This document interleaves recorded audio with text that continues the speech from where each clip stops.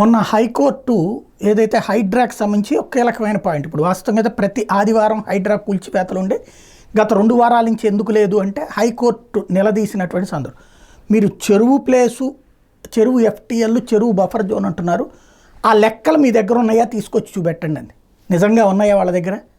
ఇదిగో ఈ చెరువు ప్రాంతం అండి, ఇది చెరువు ఎఫ్టీఎల్ ప్రాంతం అండి, ఇది బఫర్ జోన్ ప్రాంతం అండి ఉంటే అక్కడ బోర్డు ఉండాలా, సిస్టమ్ ఉండాలి. లేనే లేవు, ఎప్పుడో మాయమైపోయింది. అలాంటప్పుడు ఇప్పుడు మరి కూలగొట్టేశారు కదా, అది రేపు లీగల్ లిటిగేషన్ వస్తుంది కాబట్టి రేవంత్ సర్కార్ కీలకమైన నిర్ణయం తీసుకుంది. హెచ్ఎండిఏ పరిధిలో చెరువుల మీద సమగ్ర సర్వేకి ఆదేశించింది.